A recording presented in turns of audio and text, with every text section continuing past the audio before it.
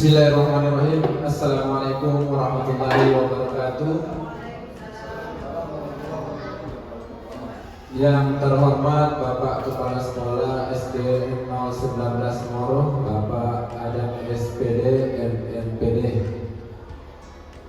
Yang terhormat Bapak Ibu Guru dan tenaga kependidikan di SD 19 Moro. Alhamdulillah, puji syukur kita panjatkan kepada kehadirat Allah Subhanahu wa taala. Hari ini kita masih dapat berkumpul di tempat ini guna sosialisasi dan berkolaborasi seluruh warga sekolah, yaitu antara Bapak Ibu guru dengan saya sebagai calon guru penggerak untuk menerapkan budaya positif di sekolah. Nah, Bapak Ibu, sebelum kita memulai kegiatan sosialisasi, di sini saya bukan menggurui, cuma menyampaikan apa-apa hal positif yang saya dapatkan di guru penggerak. Nah, selanjutnya untuk memulai acara, terlebih dahulu kita persilahkan kepada Bapak Kepala Sekolah selaku pimpinan di sekolah, dan tanpa adanya dukungan dan kolaborasi dari Bapak Ibu guru dan kepala sekolah, kegiatan ini tidak dapat berjalan lancar. Untuk itu saya persilakan kepada Bapak Kepala Sekolah untuk memberikan sambutan tentang sosialisasi budaya positif di sekolah. Bismillahirrahmanirrahim. Assalamualaikum warahmatullahi wabarakatuh. Alhamdulillahirabbil alamin, wassalatu wassalamu ala asyrofil anbiya'i wal mursalin wa ala alihi washabihi rasulillah ajma'in. Allahumma shalli ala Muhammad wa ala sallim. Bapak Ibu guru yang berbahagia, kemudian calon guru penggerak paduan yang kami hormati, pagi hari ini kita buat sebuah acara sosialisasi dari Pak Halim sendiri. Ini tentang budaya positif di sekolah, khususnya di sekolah kita. Jadi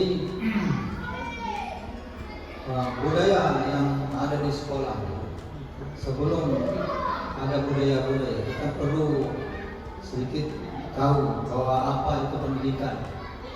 Pendidikan itu adalah sebuah tuntunan hidup dalam hidup.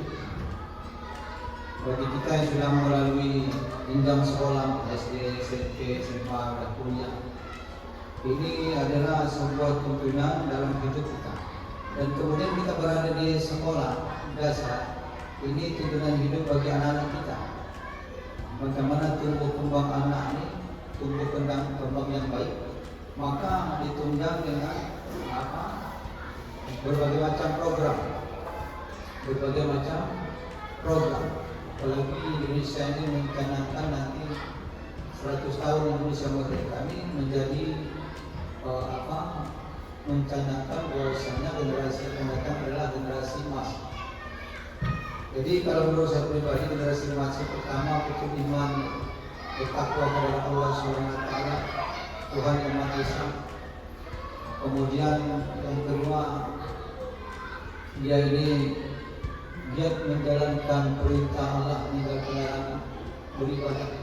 Dan kemudian yang ketiga, dalam segi muamalahnya, pinjam meminjam, kadang-kadang mengikat janji, utang piutang.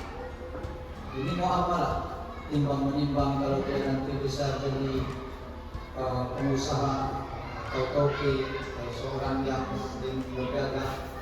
Kemudian muasyarah, setelah itu akhlak. Nah, ini harus ada sebelum generasi emas terwujud, maka awal langkah kita ini akan menerapkan gaya hidup yang baik kepada anak-anak kita. Inilah yang dinamakan dengan budaya-budaya positif yang harus dikembangkan di sekolah.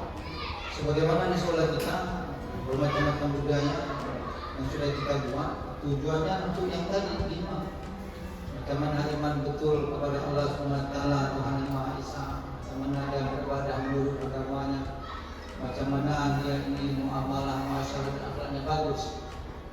Maka salah satu yang sudah kita kembangkan adalah ada budaya baca, ada baik, ada budaya setiap Jumat. Ini budaya baca surat Yasin, anak dilatih untuk bisa bicara, bisa berceramah. Kemudian membutuhkan daripada bimbingan seorang guru. Seorang guru harus betul menjadi pamong kepada anak, memberikan tuntunan agar anak penerus generasi ini dia betul-betul menemukan kemerdekaan dalam belajar dan dalam kegiatannya sehari-hari. Dan kemudian diharapkan juga sebagai guru pembimbing, guru pamong tadi, sebagai pamong panutan, diharapkan selalu memiliki nilai-nilai positif yang perlu ditunjukkan kepada anak-anak didik kita. Dan kemudian tolak ukur daripada apa yang sudah kita gariskan, yang sudah kita cita-citakan adalah nanti anak-anak terbiasa dengan budaya-budaya positif, sebagaimana kita sering dikatakan ada budaya 5S, yaitu senyum, kemudian salam, setelah senyum, kemudian salam, kemudian saling menyapa, kemudian sopan dalam berbuat, santun dalam mengerjakan daripada sesuatu. Maka budaya 5S ini, senyum, salam, sopan dan santun, senyum, sapa, salam, sapa, sopan dan santun, ini sangat penting. Dan nanti tolak ukurnya bagaimana terakhirnya anak-anak kita terbiasa menerapkan budaya ini, budaya 5S. Kemudian anak aktif, mandiri, bertanggung jawab dalam belajar, bertanggung jawab dalam apa yang telah dia kerjakan. Kemudian anak-anak saling menghormati satu sama lain, selalu menghargai pendapat kawannya, pendapat orang lain, dan peduli dalam lingkungan. Sebagaimana ada juga budaya kebersihan kita. Setiap pagi anak-anak sebelum masuk belajar memungut sampah masing-masing 10 sampah, meletakkan di tempat sampah. Kemudian ada budaya sebelum belajar kita berdoa. Kemudian ada juga program-program budaya yang kita membaca buku sebelum belajar. Ini budaya-budaya positif yang perlu dikembangkan dan belajar. Dan ini sangat penting narasumbernya kita sebagai guru dan kemudian semua pemerintah yang bisa melakukan. Dan mudah-mudahan kita punya guru penggerak akan memberi motivasi kepada kita semua, Bapak Ibu guru khususnya, pada stakeholder yang berada di sekolah kita, supaya budaya-budaya yang sudah ada kemudian mungkin baru mau kita bahwa ini akan menjadi budaya yang baik, supaya endingnya terakhirnya anak kita betul-betul menjadi anak-anak yang menjadi insan yang berguna kepada dirinya sendiri, kepada kedua orang tuanya, kepada agamanya, dan kepada negara. Mudah-mudahan dengan buat sosialisasi ini nanti budaya yang mungkin ada dan tidaknya akan berjalan dengan baik. Mudah-mudahan Allah SWT selalu melindungi kita, melindungi anak-anak kita, orang-orang kita, bahkan negara kita daripada kebodohan-kebodohan yang demikian yang dapat kami sampaikan sebagai penutup. Mudah-mudahan semua bermanfaat.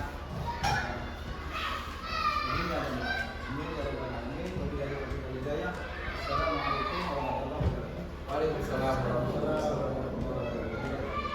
Terima kasih atas sambutannya Pak.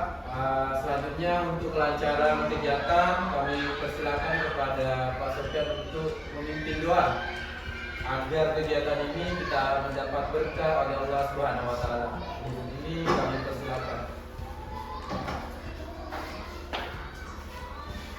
Mari kita sama-sama berdoa sebelum kita mulai pada acara ini.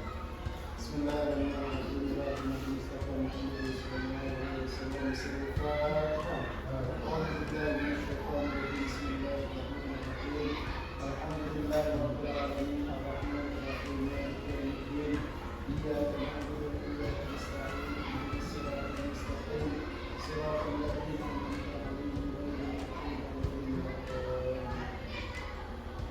أعوذ بالله من الشيطان الرجيم بسم الله الرحمن الرحيم الحمد لله رب العالمين حمدا حامدين حمدا شاكرين حمدا يوافي نعمه ويكافئ مزيدا يا ربنا لك الحمد الحمد اللهم ارزقنا فهم النبيين والحفظ والمرسلين والعمل بملائكة المقربين برحمتك يا ارحم الراحمين اللهم اكرمنا بنور الفهم واخرجنا من ظلمات الجحيم وافتح لنا ابواب رحمتك وانشر علينا رحمتك يا ارحم الراحمين ربنا اتم لنا نورنا واغفر لنا انك على كل شيء قدير ربنا اتنا نورنا واغفر لنا انك على كل شيء قدير اللهم قوّم قلوبنا وثبت لساننا ونور قلوبنا وثبت ايماننا وسدد ايماننا وسدد ايماننا ربنا اتنا في الدنيا حسنه وفي الاخره حسنه وقنا عذاب النار والحمد لله رب العالمين.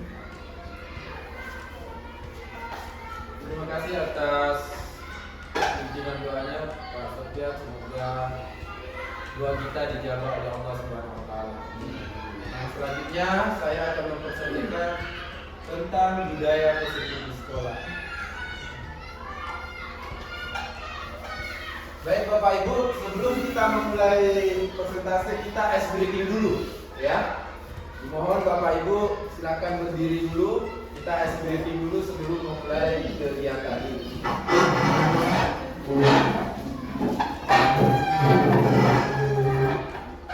Oke, Bapak Ibu. Nah, ice breaking ini gunanya untuk memfokuskan kembali perhatian kita. Nah, bisa diterapkan juga di kelas. Apabila kita sudah jenuh, siswa sudah mulai bosan, ice breaking ini kita bisa terapkan. Nah, contoh ice breaking yang saya lakukan adalah menyambung kata, ya. Contoh saya sebut 3 kata.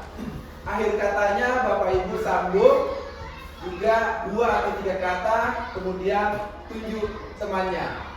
Ya, siapa yang melanjutkan? Bisa Bapak Ibu? Bisa.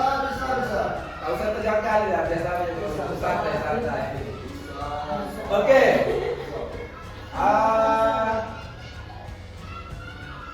Saya suka memancing. Ibuda.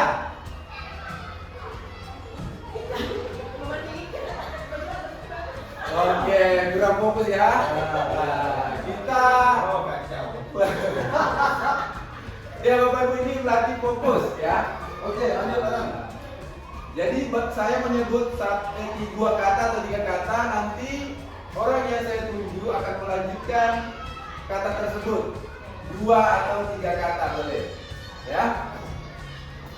Saya suka makan ikan.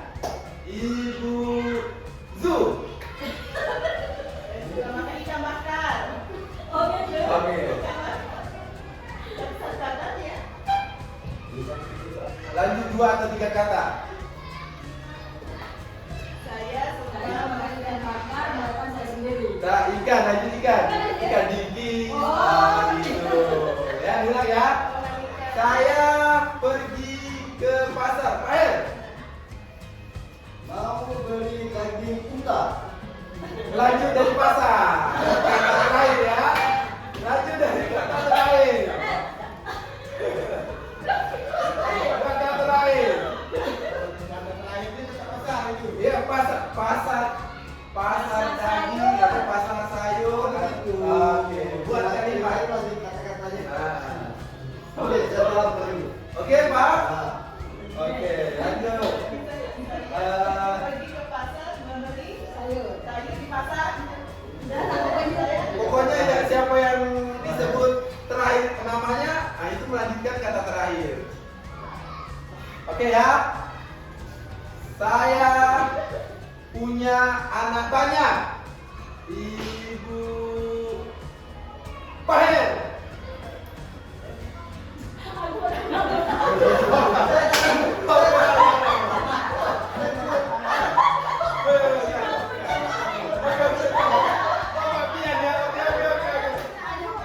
Oke.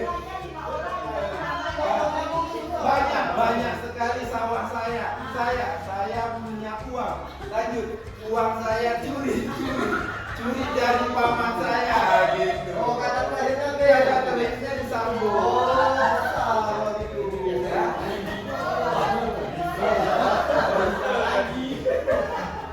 Oke, contoh yang gini, saya beli ikan. Lanjut, ikan saya pancing. Sebelum pancing kesukaan atau lanjut atau dalam orang Malaysia punya macan. Lanjut lagi macan tutur sifat orang itu. Oke, bisa? Oke. Kata terakhir ambil. Boleh panjang kalimatnya terserah. Ini kalimatnya.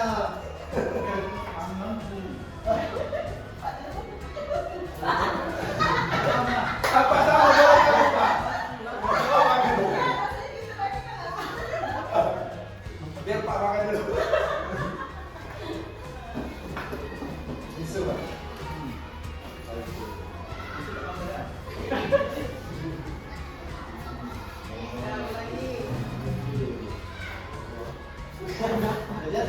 Gaji belum keluar, duit tak ada.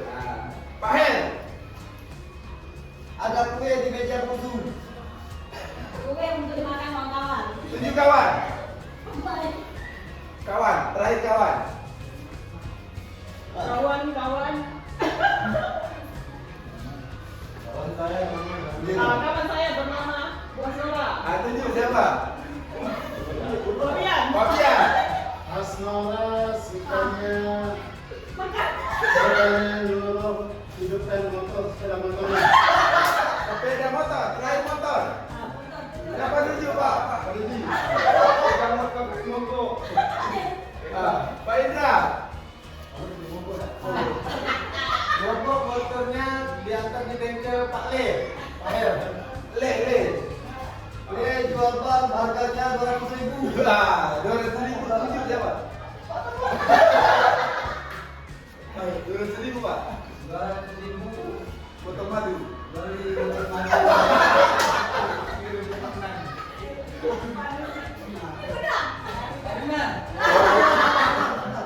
Botol madu. Madu saya rencana 3. Itu tuh madu. Oke, cukup Bapak Ibu, silakan duduk. Ini cukup eksplitifnya ya. Oke, Bapak Ibu, selanjutnya kita masuk ke sosialisasi budaya positif. Jadi saya ucapkan dulu selamat berbahagia, selamat datang Bapak Ibu guru IPA hebat. Ya, kita di sini adalah semua guru hebat. Karena orang tua di luar sana tidak mampu mendidik anaknya, maka mereka menitipkan anaknya di sekolah untuk Bapak Ibu semua guru hebat. Bapak Ibu guru, kita akan berkolaborasi atau berdiskusi tentang budaya positif di sekolah. Ya, kita akan menciptakan suasana positif di sekolah. Di sekolah kita SD 19 Moro sudah banyak sekali budaya positif.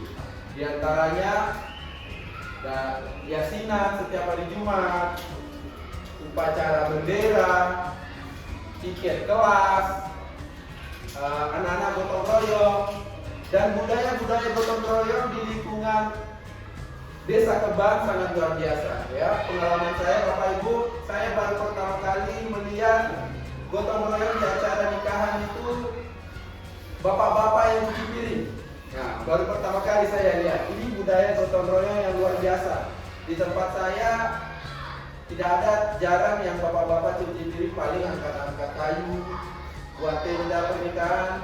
Nah, di budaya Melayu, khususnya di Desa Kebang, Kecamatan Sugi Besar khususnya, banyak budaya-budaya positif, budaya gotong royong yang dilakukan di lingkungan masyarakat yang sangat luar biasa menurut saya, yaitu bapak-bapak, salah satunya adalah bapak-bapak di acara nikahan, mereka mau mencuci piring bersama-sama.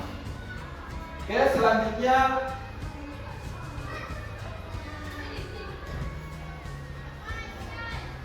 kita masuk ke budaya positif.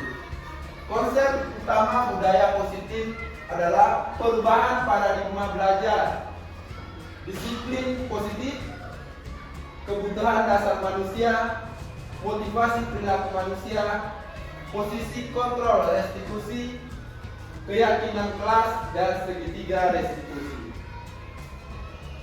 Pembelajaran menggunakan paradigma baru. Pembelajaran yang menggunakan pendekatan paradigma baru merupakan sebuah pembelajaran yang dirancang dimodifikasi sedemikian rupa sehingga setiap peserta didik yang hadir dalam ruang belajar merasa terpenuhi kebutuhan pokok yang ingin mereka kuasai dari tahap perkembangannya untuk mewujudkan profil pelajar Pancasila. Nah, seperti yang disebutkan Bapak tadi pada saat pembukaan adalah beriman, bertakwa kepada Tuhan dan berakhlak mulia. Ini merupakan salah satu profil pelajar Pancasila. Ada beriman, bertakwa kepada Tuhan yang Maha Esa. Ini alat yang pertama akan diberikan kepada murid. Yang kedua, kebinekaan global. Maksudnya di sini kebinekaan global adalah siswa terdiri dari berbagai macam suku, ras, dan tingkat kalangan. Ya, Bapak Ibu guru, kita tahu di tempat kita ini ada siswa yang orang tuanya mampu, ada yang sedang, dan bahkan ada yang tidak mampu. Dan kita sebagai guru tidak boleh membeda-bedakan siswa tersebut, baik itu mereka anak guru, anak pemuda masyarakat, anak Pak RT, anak Pak Dusun. Ya, kita tidak boleh membeda-bedakan dan harus mengakomodir semua kebutuhan belajar siswa. Nah, mandiri. Di sini diharapkan guru bisa mandiri. Ya, contohnya mampu memperoleh peningkatan pembelajaran dengan cara mengikuti berbagai pelatihan. Selanjutnya, bergotong royong. Nah, budaya positif bergotong royong di sekolah sudah sering kita lakukan. Ya, ini merupakan aset sekolah yang paling baik dan bisa terus ditingkatkan. Selanjutnya, bernalar kritis dan kreatif. Nah, bernalar kritis di sini adalah beberapa siswa kita juga banyak yang bernalar kritis, ya. Contoh yang saya alami sendiri di kelas 2, di kelas 2 Pak Dedi, ya. Ada beberapa murid yang lumayan bernalar kritis. Kebutuhan belajarnya seakan tidak ada puasnya. Ya, namanya Felix. Kita beri tugas, sudah selesai, minta tugas lagi. Nah, itu contoh anak-anak yang bernalar kritis. Kadang dia ngomong, Pak, bosan lah, saya mau main ini lagi. Nah, itu termasuk anak yang bernalar kritis. Dan bagaimana kita sebagai guru untuk memenuhi kebutuhan anak tersebut. Selanjutnya, kreatif. Guru dituntut untuk kreatif dalam menyajikan pembelajaran. Contoh, kita menggunakan media-media pembelajaran dari internet, media YouTube. Nah, di sini di abad 21 pembelajaran abad 21 kita bagi guru dituntut untuk mengikuti perkembangan zaman dalam menerapkan pembelajaran berpihak kepada murid. Namun banyak kendala yang kita hadapi, yaitu mengenai listrik, internet. Itu salah satu kendala yang sangat besar yang kita hadapi di sekolah kita ini. Nah, itu bukan menjadi suatu halangan, pelan-pelan kita coba bersama Bapak Ibu.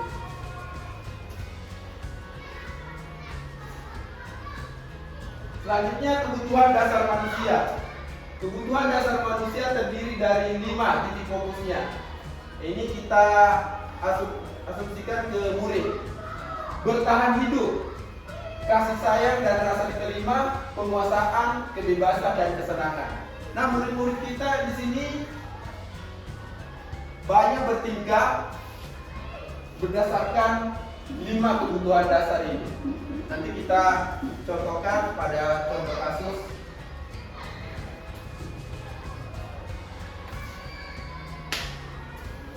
Motivasi perilaku manusia. Motivasi merupakan dorongan yang timbul dalam diri seorang secara sadar maupun tidak sadar untuk melakukan suatu tindakan dengan tujuan tertentu.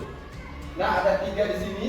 Menghindari ketidaknyamanan hukuman peserta didik, mendapatkan imbalan atau penghargaan, menghargai nilai-nilai kebajikan diri sendiri.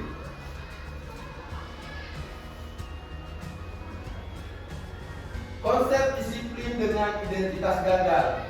Di sini Bapak Ibu guru kita menyadari, bahkan saya sendiri sering mendisiplinkan murid dengan cara penghukuman. Menyakitkan diri peserta didik. Kalau kita memberi hukuman kepada peserta didik, peserta didik merasa tidak nyaman. Peserta didik takut, terkesan memaksa. Peserta didik menyembunyikan kesalahan. Peserta didik merasa rendah diri dan malu. Peserta didik akan terus mengulangi kesalahan karena sudah tahu efek yang akan diterima. Tidak efektif menggunakan penghukuman, merusak hubungan, membentuk pribadi yang hanya akan melakukan sesuatu apabila mendapatkan sesuatu. Ini yang memberi imbalan. Mematikan kreativitas peserta didik, menghukum dengan sistem ranking dan nilai, merampas hak untuk menghargai dirinya sendiri. Nah, di sini kita akan terapkan ada konsep pendidikan disiplin restitusi. Ya, seperti yang saya gambarkan ada konsep segitiga restitusi. Nah, di sini definisinya adalah restitusi adalah proses menciptakan kondisi bagi murid untuk memperbaiki kesalahan mereka sehingga mereka bisa kembali kepada kelompok mereka dengan karakter yang kuat.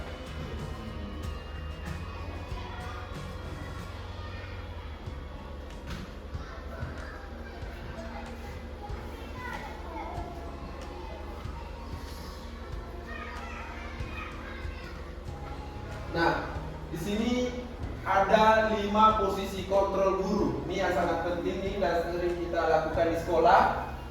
Ada penghukum. Apabila siswa berbuat kesalahan, ada 5 posisi kontrol yang bisa digunakan oleh guru. 1, penghukum.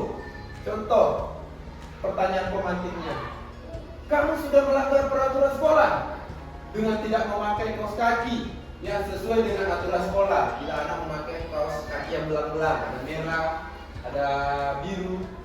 Sekarang tanggalkan kaos kakimu. Silakan belajar tanpa memakai kaos kaki. Nah, itu contoh penghukum. Yang kedua, guru sebagai posisi kontrol pembuat rasa bersalah. Mengapa kamu masih melakukan hal yang demikian? Kamu tidak kasihan sama ibu? Kamu tidak kasihan sama bapak? Apakah bapak ini anak kecil yang sesuka hati kamu? Bohongi. Berjanji tidak mengulangi, besoknya mengulangi lagi. Teman, kita sebagai teman, wah, sepertinya kamu sedang marah betul ya nak? Coba ceritakan kepada ibu mengapa kamu sampai bersikap demikian. Mengapa kamu bisa melanggar peraturan sekolah? Mengapa kamu bisa memukul teman? Mengapa kamu membuang sampah di sembarangan tempat? Jadi kita menanyakan kepada murid. Selanjutnya pemantau. Guru sebagai pemantau. Kamu sudah melanggar peraturan sekolah. Sekarang coba kamu sebutkan peraturan apa yang sudah kamu langgar dan apa konsekuensinya.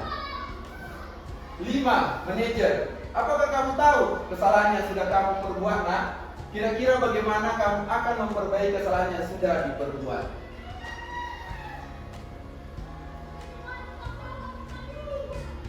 Kita coba melihat video posisi penghukum yang pertama tadi.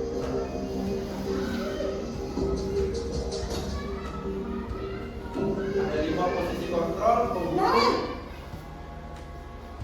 sini kamu. Selalu terlambat. Kamu deh, pasti terlambat. Maaf Bu, saya Apa? Apa coba? Alasan kamu apa lagi? Kapan sih kamu tidak terlambat? Malas sekali ya kamu jadi anak. saya Dasar pemalas. Gak kapok-kapok sih kamu. Sudah berapa kali terlambat? Sana, kamu keliling lapangan basket 2 kali. kenapa saya harus keliling lapangan basket Bu? Kenapa? Kamu melawan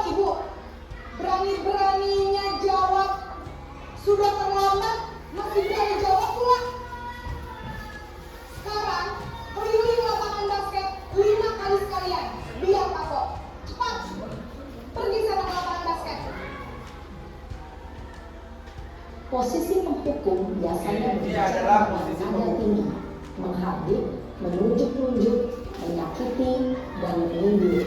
Hukuman bisa berupa fisik maupun psikis. Ibu dan bapak guru hebat. Dampak yang terjadi pada murid ketika guru berada pada posisi penghukum adalah murid cenderung akan memberontak, bahkan menyimpan dendam. Posisi pembuat merasa bersalah.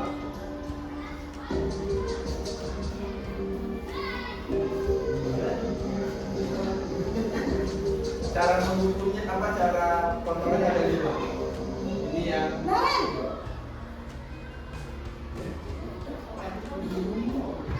Selamat pagi Bu. Naren, kamu kenapa terlambat lagi, nak? Ya Tuhan, Naren, kamu senang ya bikin ibu susah ya? Kalau kamu terlambat lagi, nanti ibu yang ditegur bapak kepala sekolah, nak. Disangka ibu tidak bisa membina kamu. Duh, gimana ini? Maaf Bu. Duh, Gusti Naren, kamu suka ya kalau ibu tegur bapak kepala sekolah? Terus, sekarang ibu harus tulis apa yang di buku absen? Ini kamu sudah sering terlambat loh. Ibu harus apa coba? Maaf Bu. Maaf sekali. Ya sudah, lain kali jangan bikin ibu susah lagi ya nak ya. Ibu tidak akan kuat lagi kalau kamu begini terus. Bisa jantungan kalau ibu ditegur bapak kepala sekolah. Sana cepat ke kelas. Maaf ya Bu. Maaf sekali. Nah, itu tadi posisi kontrol yang kedua, membuat merasa bersalah. Jadi anak-anak bukannya tobat, tapi hanya merasa kasihan sama gurunya karena mengatasnamakan kepala sekolah. Nanti bapak ibu guru tegur kepala sekolah, nanti dimarahi sama kepala sekolah. Jadi anak-anak cuma merasa kasihan terhadap bapak ibu guru.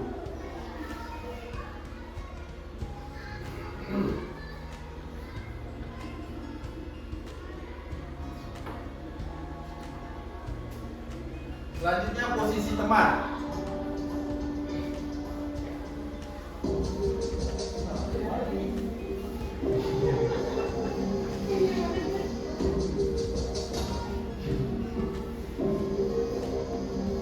Naren,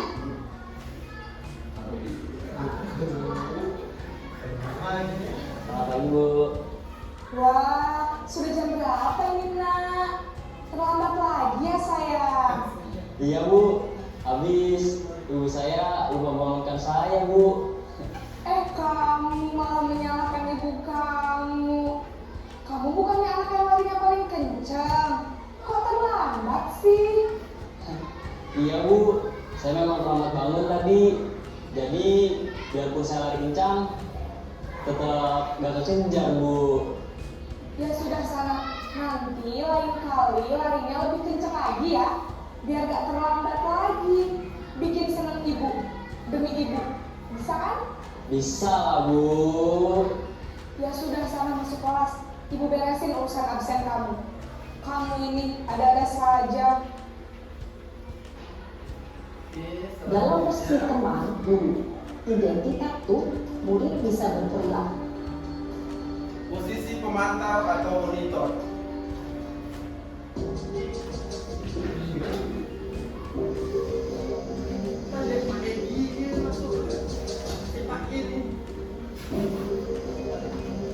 Naren,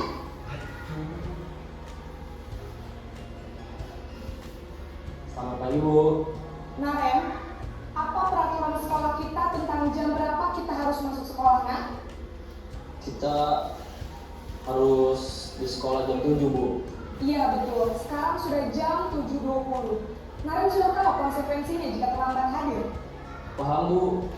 Saya harus tinggal kelas pas jam istirahat selama 20 menit. Iya benar, konsekuensinya demikian. Jadi nanti jam 9.30 pas istirahat, kamu harus tinggal di kelas, kerjakan tugas tambahan untuk ketertinggalan kamu, ya? Baik Bu.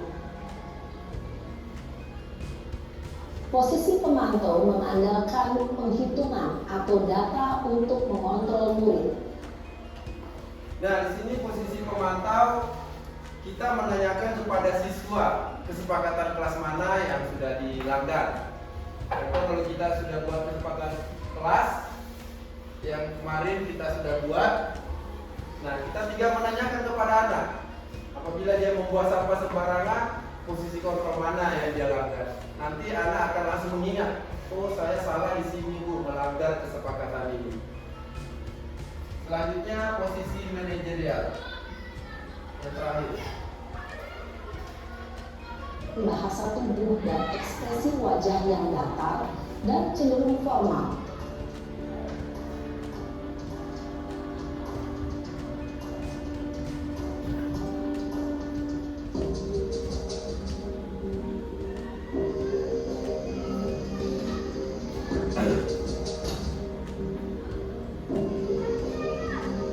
Naren,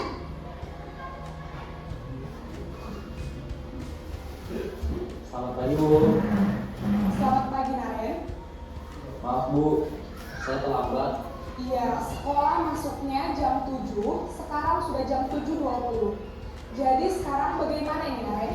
Maaf Bu, saya lupa alarm saya semalam. Baiklah, menurut kamu, keyakinan sekolah yang mana yang perlu kamu tingkatkan? Menghargai diri sendiri dan orang lain mungkin ya Bu. Setuju. Jadi, apakah Naren meyakini prinsip saling menghormati tersebut? Iya Bu, saya meyakininya. Apakah Naren bersedia memperbaiki masalah keterlambatan ini? Bersedia Bu. Bagaimana kamu akan perbaiki masalah keterlambatan ini? Saya akan coba untuk tidak lupa menyetel alarm saya Bu. Baik, kalau Naren lupa menyetel alarm di rumah, ada orang yang kira-kira bisa bantu mengingatkan tidak? Ada Bu, kakak saya, Kak Emma. Ada lagi selain Kak Emma? Selain Kak Emma, ada ibu saya. Baik, jadi yang mengingatkan Naren adalah Kak Emma dan ibu kamu ya? Kira-kira akan mulai setel alarm kapan nih Naren? Setelah pulang sekolah, akan segera saya lakukan. Baik, jadi Naren akan setel alarm untuk bangun besok pagi dan akan diingatkan oleh kakak dan ibunda Naren ya. Ada lagi yang mungkin perlu dilakukan Naren agar tidak terlambat bangun lagi. Tidak ada Bu. Baik Naren, terima kasih untuk kerjasama kamu. Sekarang kamu perlu kembali ke kelas untuk belajar. Baik Bu, terima kasih. Oke Bapak Ibu, kira-kira sekarang Bapak Ibu di posisi kontrol mana? Kira-kira Bapak Ibu.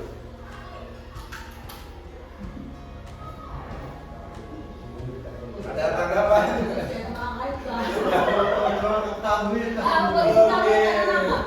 Kontrol yang pertama ya. Rata-rata kita semua di sini masih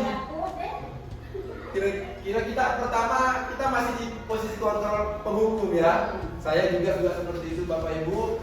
Semua Bapak Ibu mungkin pernah seperti itu. Dan di posisi kontrol yang kedua juga saya rasa Bapak Ibu juga pernah mengalami seperti itu. Cuma ditambah dengan posisi kontrol pertama. Ya. Nah, sekarang kalau kita tidak bisa di posisi kelima, minimal posisi kedua. Atau kalau tidak bisa posisi kedua, janganlah posisi satu. Ya, pelan-pelan posisi kontrol kedua, ketiga, dan keempat. Kalau bisa yang kelima, baru itu sudah luar biasa Bapak Ibu. Itu guru yang sangat sabar. Oke, selanjutnya kita akan masuk ke materi keyakinan kelas.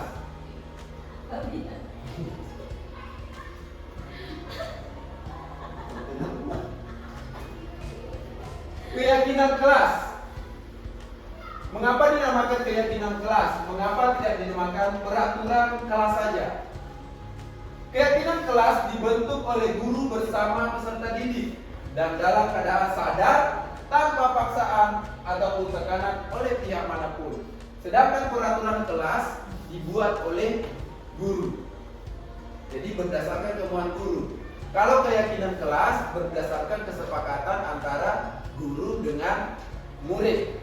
Nah, peraturan kelas merupakan suatu hal yang terkesan mengatur tanpa adanya kolaborasi antara guru dan peserta didik dalam membentuk kesepakatan kelas. Nah, keyakinan kelas di sini berunsur kata-kata positif. Contoh kata-kata positif. Kalau dilarang membuang sampah, kira-kira Bapak Ibu apa kata-kata positifnya untuk membuat keyakinan kelas? Dilarang membuang sampah. Buanglah sampah pada tempatnya. Terima kasih Bapak Ibu. Nah, jadi tidak ada lagi kata-kata jangan, dilarang. Nah, kalau bisa kalimatnya sudah kalimat positif.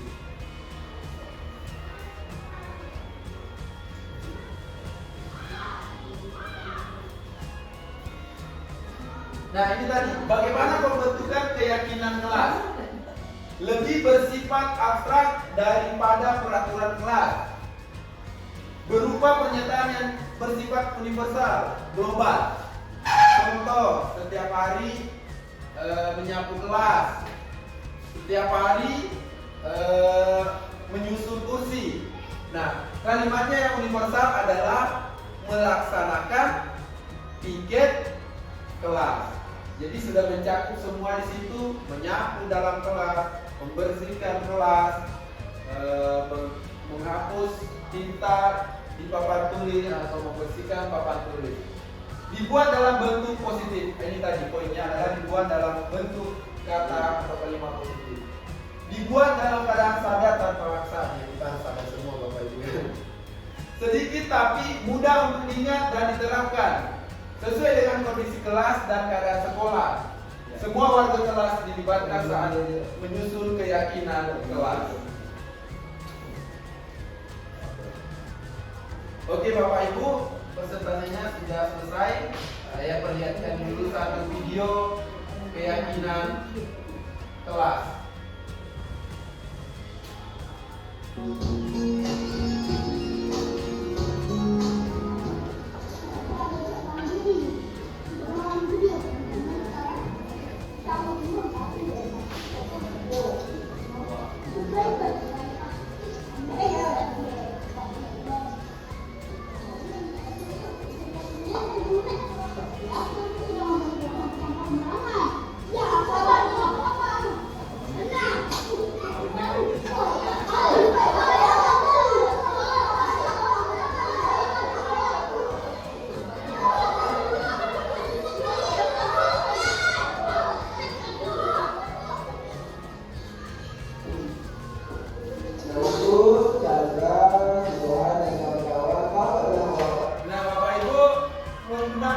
Penyelesaian masalah menggunakan segitiga restitusi.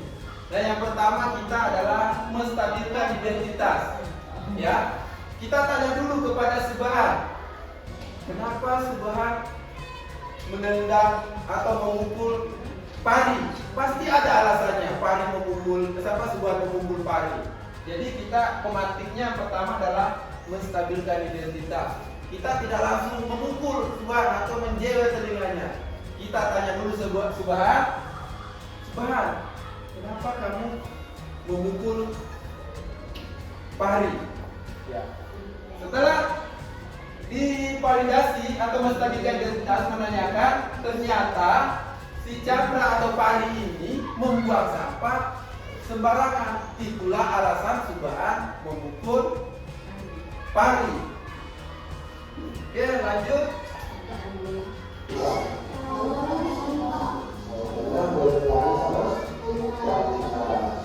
Oke, sekarang Bapak penanya ini ke kawan-kawan Chandra dan Subhan.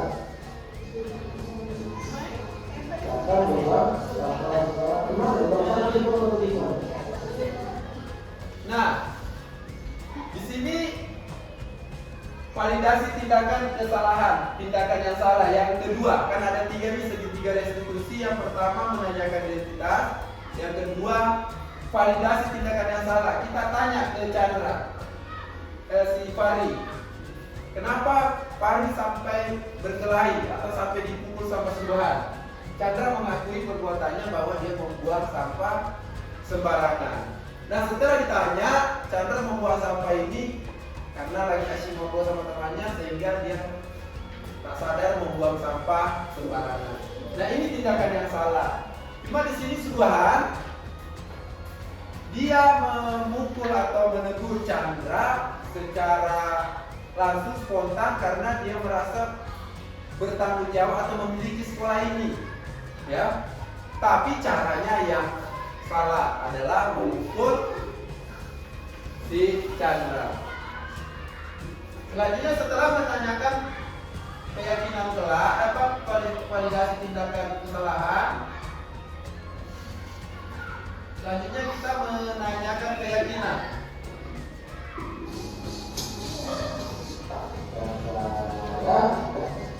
Nah, di sini.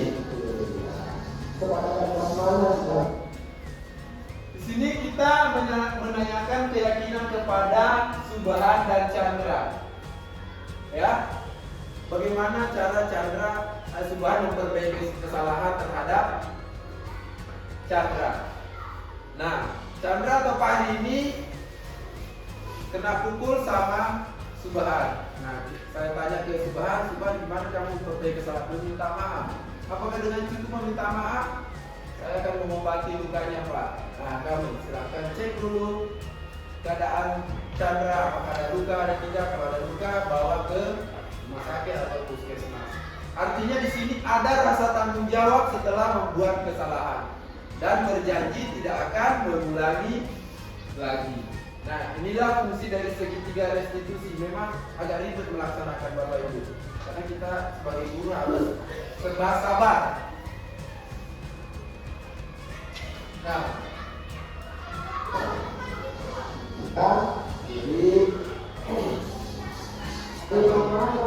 setelah menyelesaikan permasalahan dengan segitiga restitusi, akhirnya Chandra dan teman-temannya terlihat akrab kembali tanpa menyimpan rasa dendam.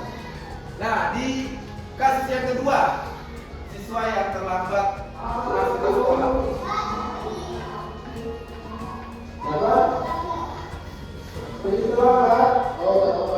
Kita lanjut dari itu pelajarannya. Jadi silakan dulu dari Bapak tanya ya, Bapak terlambat ya. Ibu itu pelajaran. Oke, anak-anakku, kita lanjutkan lagi ya. Nanti Bapak akan nanya, walaupun saya terlambat nanti ya, Bapak itu pelajaran. Oke, anak-anakku, semuanya sudah paham tugasnya?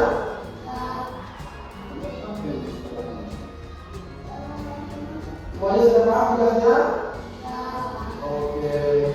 Kenapa Bapak panggil dulu?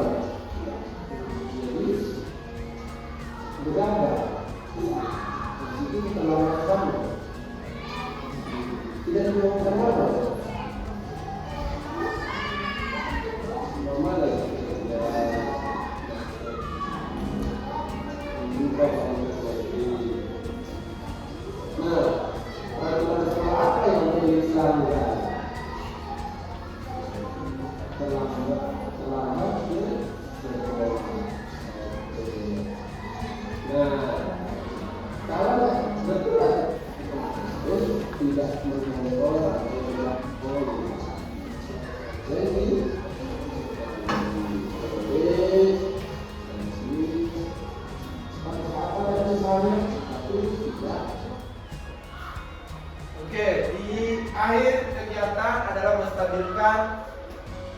Yang pertama menstabilkan identitas, yang kedua validasi tindakan yang salah, yang ketiga menanyakan keyakinan.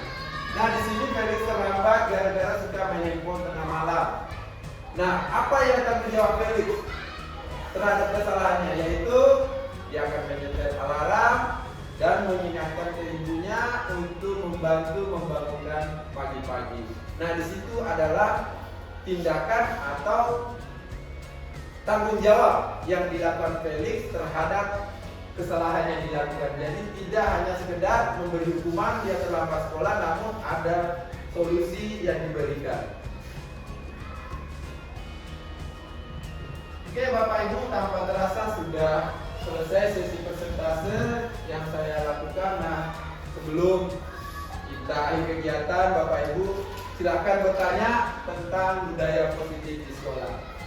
Adakah Bapak Ibu yang mau bertanya? Oke, Pak Pian, silakan Pak Pian. Budaya positif di sekolah. Jadi saya akan ditanya mengenai posisi kontra apa yang paling baik dalam kita melaksanakan budaya sekolah ini. Oke, baik. Pertanyaan adalah posisi kontrol yang mana yang paling baik kita sebagai guru dalam menerapkan budaya positif di sekolah. Bapak Ibu, ada yang tahu? Kira-kira budaya posisi kontrol yang mana? Yang paling bagus? Tadi ada berapa? Ada 5 posisi kontrol. Yang mana yang Bapak Ibu kira-kira paling bagus? Oh, yang paling bagus saya tahu. Apa Pak? Penghukum tadi. Yang paling tak bagus adalah penghukum. Nah, kita rata-rata di situ. Nah, menurut Bapak Ibu yang paling bagus kira-kira posisi kontrol yang mana? Manajer ya. Nah, itu bagian posisi manajer yang paling pertama. Dia punya urutan. Yang paling tinggi itu manajer. Di bawahnya adalah apa tadi yang keempat? National kelas. Teman ketiga. Yang pertama adalah penghukum, yang kedua pembuat rasa bersalah, yang ketiga teman, yang keempat pemantau atau monitor, yang kelima ada manajer. Kalau kita belum bisa yang kelima, yang keempat boleh, kalau bisa keempat, yang ketiga, kalau bisa ketiga, kedua. Kalau ke satu kita hindari dulu lah.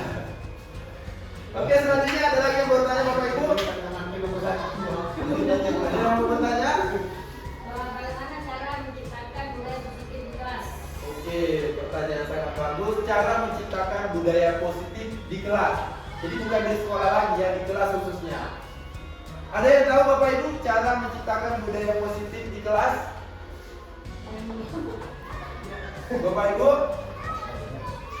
Ada? Oke, jadi tentu hal yang pertama yang kita lakukan untuk menciptakan budaya positif di kelas adalah membuat apa tadi? Keyakinan kelas. Setelah kita membuat keyakinan kelas, maka untuk menciptakan budaya-budaya positif dapat terwujud dengan adanya keyakinan kelas. Karena setiap konsekuensi atau kegiatan anak-anak yang kurang, kita langsung alihkan ke keyakinan kelas. Anak-anakku melanggar keyakinan apa? Contoh buang sampah sembarangan. Anak-anakku keyakinan kelas ada yang melanggar tidak? Kenapa? Saya membuang sampah sembarangan tempat. Contoh datang terlambat. Nah, rajin datang ke sekolah. Datang ke sekolah tepat waktu. Selanjutnya, suka membuang sampah pada tempatnya ya itu tadi. Ya, membuang sampah pada tempatnya seperti yang bilang Pak Dewi. Bukan lagi dilarang membuang sampah. Oke, Bapak Ibu ada pertanyaan lagi? Habis sepertinya Pak. Kalau tidak ada pertanyaan, saya rasa cukup sekian presentasi hari ini. Ya, kegiatan budaya positif sekolah mudah-mudahan dapat bermanfaat untuk kita semua dan intinya kita harus berkolaborasi bekerja sama Bapak Ibu. Kalau hanya seorang guru di kelas tidak bisa. Tentu semua guru, semua stakeholder, warga sekolah, siswa, dan yang punya peranan sangat penting juga adalah orang tua. Karena kita akan memberikan pembelajaran yang berdiferensiasi di sekolah, berpihak kepada murid, pasti harus ada kerjasama dengan orang tua. Belum lagi kalau kita mempunyai siswa yang berkebutuhan khusus. peranan orang tua sangat dibutuhkan. Oke Bapak Ibu, saya rasa cukup sekian. Saya akhiri kegiatan sosialisasi seminar hari ini dengan mengajak para Bapak Ibu untuk mengucapkan hamdalah. Alhamdulillah. Assalamualaikum warahmatullahi wabarakatuh. Waalaikumsalam warahmatullahi wabarakatuh. Bismillahirrahmanirrahim. Assalamualaikum warahmatullahi wabarakatuh. Alhamdulillahirabbil alamin wassalatu wassalamu ala asyrafil anbiya'i wal mursalin wa ala alihi washabbihi rasulillahi ajmain. Allahumma shalli ala Muhammad wa ala sayyidina. Saya Adam SPD, Kepala Sekolah SD Negeri 019 Moro. Dan ini ingin memberikan tanggapan terhadap program pemerintah, yakni tentang program guru penggerak. Adapun yang saya tahu, guru penggerak ini adalah satu program yang sangat bagus pada saat ini di Indonesia. Di antaranya guru penggerak ini mempunyai peran tertentu. Adapun yang saya ketahui bahwasanya guru penggerak ini selalu meningkatkan prestasi akademis siswa. Dengan adanya guru penggerak, guru mengajar dengan kreatif, mengembangkan diri secara aktif bagi setiap siswa, mendorong tumbuh kembang murid secara holistik. Dan kemudian guru penggerak akan selalu menjadi pelatih bagi guru-guru yang lain, membuat semangat guru-guru yang lain pada kelasnya masing-masing, dan menjadi teladan dan agen transportasi bagi ekosistem pendidikan pada saat ini. Jadi guru penggerak adalah guru yang sangat membuat sekolah-sekolah yang dia ada di dalam sekolah itu akan bersemangat. Dan kemudian program guru penggerak ini, di sekolah kami ada satu orang yang ikut sebagai guru penggerak, yakni Bapak Adnan Anwar SPD. Beliau seorang guru yang berprestasi dan kemudian mempunyai daripada semangat yang tinggi dalam mengajar. Dan kemudian anak-anak menjadi senang apabila ada Pak Adnan. Dan kemudian banyak sekali perubahan-perubahan yang dulu kurang bersemangat dalam belajar bagi anak, sekarang sudah bersemangat kembali. Dan guru-guru yang lain menjadi contoh Pak Adnan ini sebagai teladan untuk memberi semangat dalam mengajar di dalam kelasnya. Maka saya sebagai kepala sekolah sangat mendukung program guru penggerak ini. Dan mudah-mudahan ke depannya guru penggerak betul-betul menjadi ujung tombak reformasi pendidikan Indonesia. Dan kemudian akhir kata kami ingin menyampaikan sebuah pantun. Di dalam kolam ikannya banyak, jentik-jentik ikan berudu. Adanya program guru penggerak, semoga dunia pendidikan bertambah maju. Wabillahi taufiq wal hidayah. Assalamualaikum warahmatullahi wabarakatuh. Assalamualaikum warahmatullahi wabarakatuh. Sebelumnya saya perkenalkan diri saya dulu. Nama saya Irman, guru kelas 4 di SD 019 Moro. Baiklah, dalam hal ini saya memberi tanggapan kepada rekan saya Bapak Adnan Anwar yang sedang mengikuti calon guru penggerak. Tanggapan saya terhadap rekan saya itu menurut saya sangat baik. Di dalam sekolah ini Bapak Adnan Anwar telah memberi motivasi kepada kami para guru untuk tetap semangat melayani anak-anak. Dan Bapak Adnan Anwar juga dalam sekolah ini sangat memberi motivasi kepada siswa-siswi kami untuk mengikuti pelajaran. Dan selain itu Bapak Adnan Anwar juga telah memberikan Pak Adnan Anwar mengikuti sesi-sesi di guru penggerak, ilmu-ilmu yang dapat didapatkan dia dari pelatihan-pelatihan sudah direalisasikan ke sekolah kami dan membuat kami lebih semangat.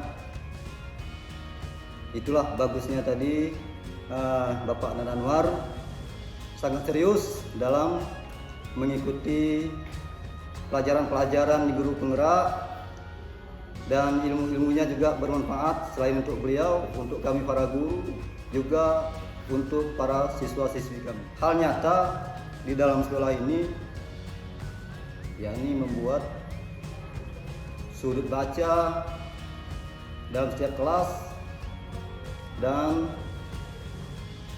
memberi motivasi kepada siswa-siswi di luar kelas juga, seperti membuat pelajaran-pelajaran yang melayani siswa-siswi. Nah, saya rasa untuk tidak berlama-lama, kuncinya bagi saya, Bapak Adnan Anwar sangat memotivasi kami dalam sekolah ini. Itu. Sekian dari saya. Terima kasih atas perhatiannya.